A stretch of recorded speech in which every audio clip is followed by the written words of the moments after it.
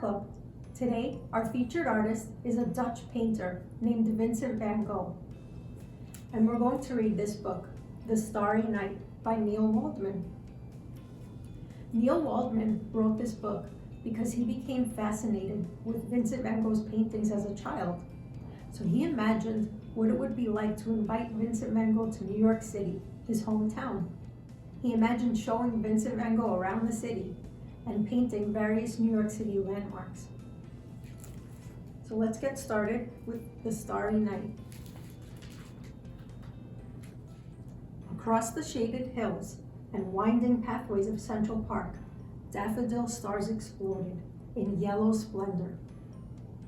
A group of boys raced alongside the still reflecting pool, where children played with sailboats under the watchful eyes of their mothers.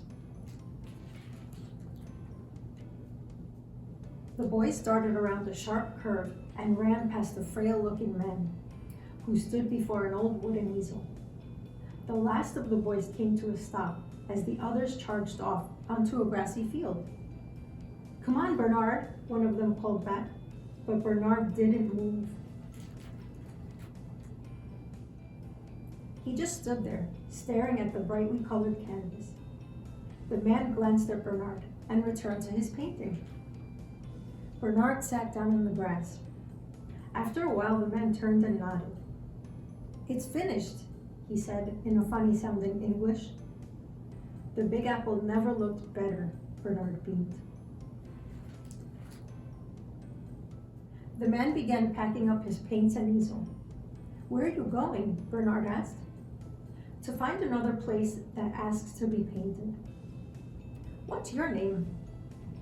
"Vincent," the man smiled. "Do you paint all the time?" "Yes," said Vincent. "That's why I am here." "Where do you come from?" Bernard asked. "Far away. I've just arrived today." "Well, I've lived here all my life," Bernard said.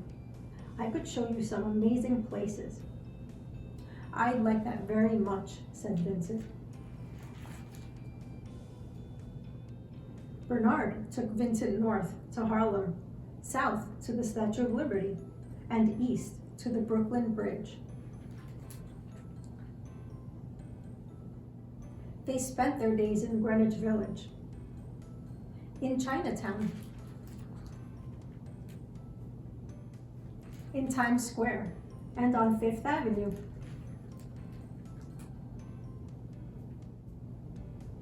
Wherever they went, Bernard watched as Vincent painted New York in bright and beautiful colors. Then one day, Vincent said, "It's time for me to go. But before I leave, there is one place I want to show you." Vincent took Bernard to a big building on 53rd Street.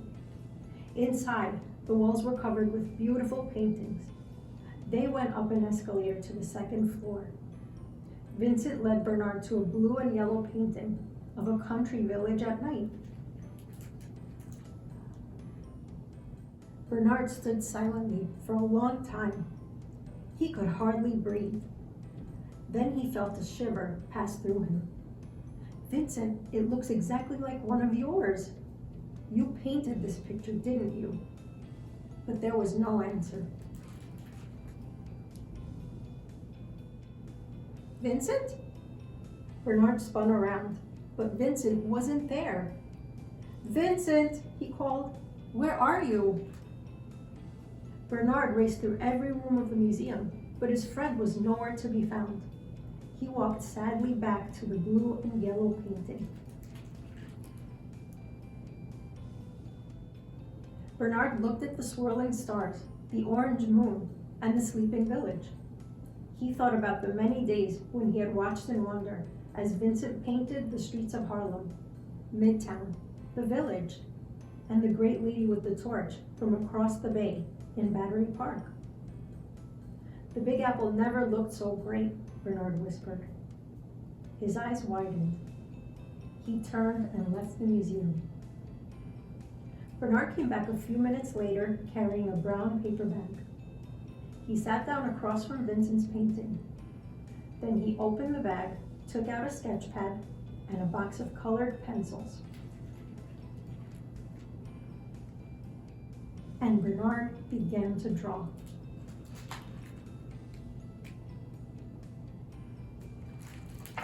The end.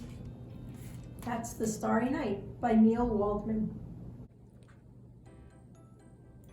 We just finished reading The Starry Night by Neil Waldman. But the library has so many great books, fiction and nonfiction, about Vincent van Gogh. There's this book, Vincent Can't Sleep, by Barb Rosenstock. Vincent's Colors. Vincent Paints His House by Ted Arnold. And The First Starry Night. Today, we're going to make an art project based on this famous painting by Vincent van Gogh. This is called The Starry Night. Our project will look something like this, but it's going to be our own interpretation of The Starry Night. So let's get started. You should have the following items in your art kit: twine string,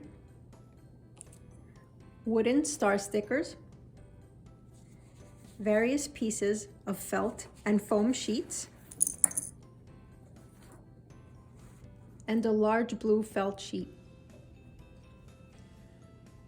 Supplies you'll need from home are school glue and a pair of scissors.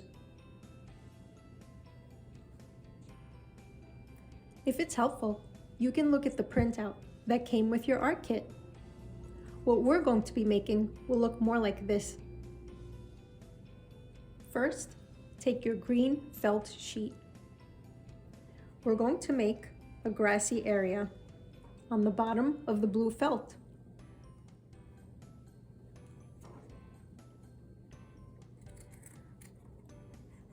So I'm just going to cut a landscape into the green felt.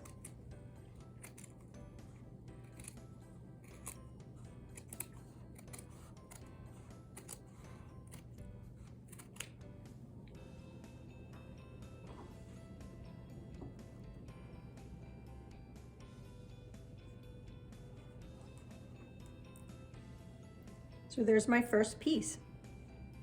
I'm not going to glue everything just yet. I'm going to cut all of my sheets into the shapes that I'd like, and then I'm going to glue everything at the same time.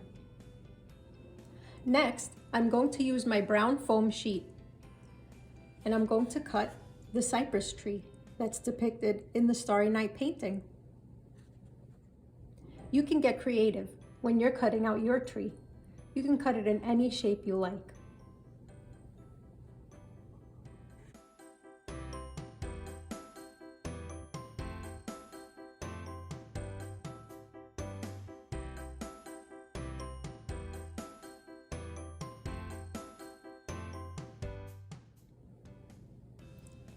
I'm just cutting out the general shape of the tree, and then I'm going to cut some more details into it. So I cut a long strip of the brown foam sheet. Now I'm going to start cutting the branches of the cypress tree. I'm going to turn it upside down and just start cutting some wavy shapes.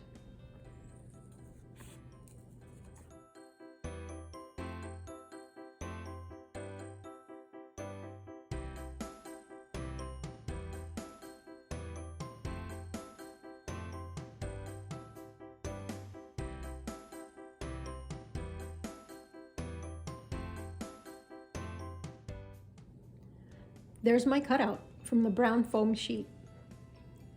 This is going to be my cypress tree. I'm going to take the leftover green felt, and I'm just going to add it to the bottom of the blue felt.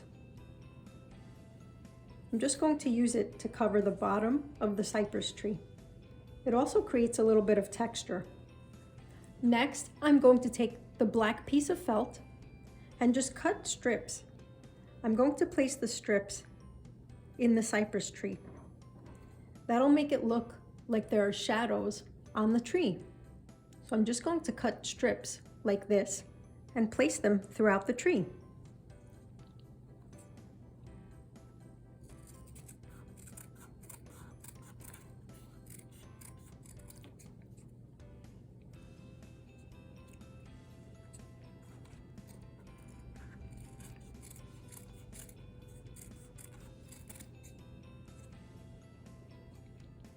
So the black strips make it look like there are shadows on the tree. Next, I'm going to take the white felt and the light blue felt. I'm going to cut swirls to make it look like the sky in this picture. I'm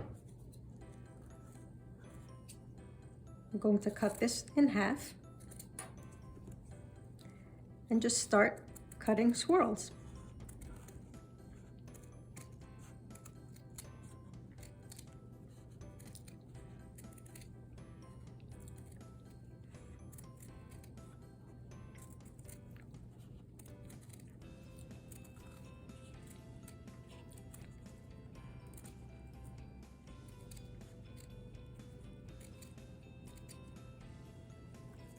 You can just keep cutting shapes out of the two pieces of felt and keep adding to your swirls.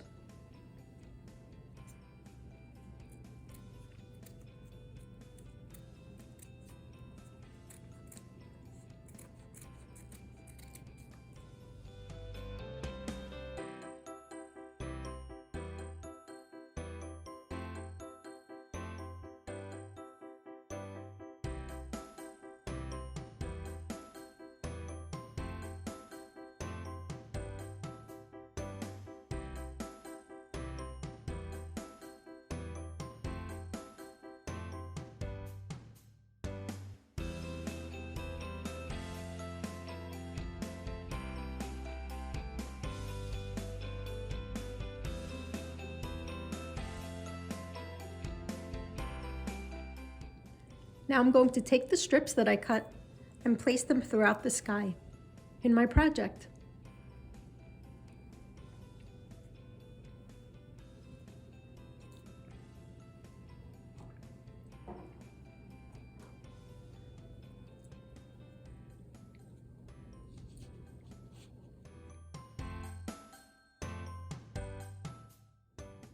Next, I'm going to take the yellow foam sheet and I'm going to cut the shape of a moon and some little stars.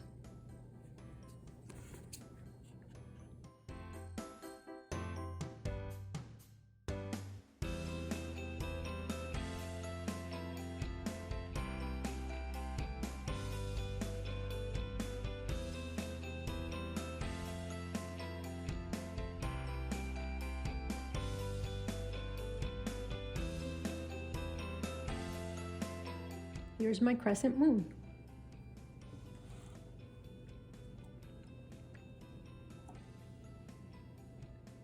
Now I'm going to cut little shapes out of the yellow foam sheet. And they're going to look like little stars in the sky. Just cut little scraps out of the yellow foam sheet. Doesn't have to be a particular shape.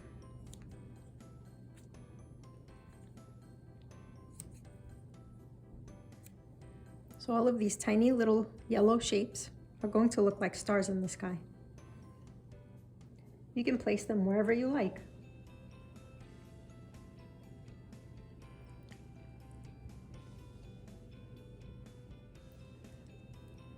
And now for the last part of our project, we're going to take the gold star stickers and stick them onto the blue felt sheet. They're going to be the bigger stars that are in our sky. So again, you can place these wherever you like.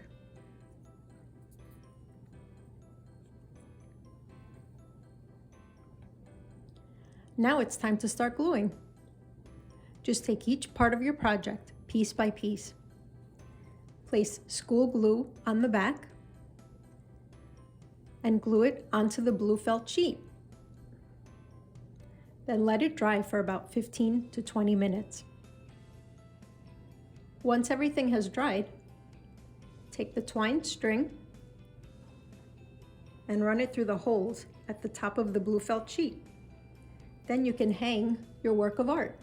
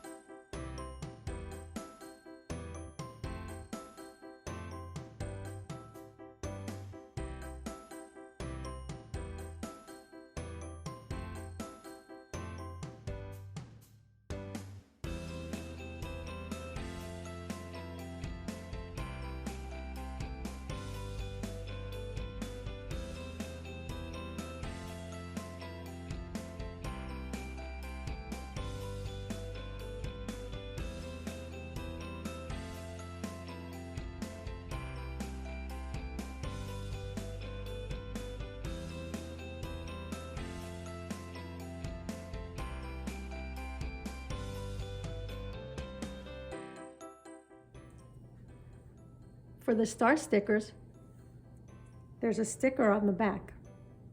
You just need to pull the little sheet off of the sticker and you can stick it onto the blue felt.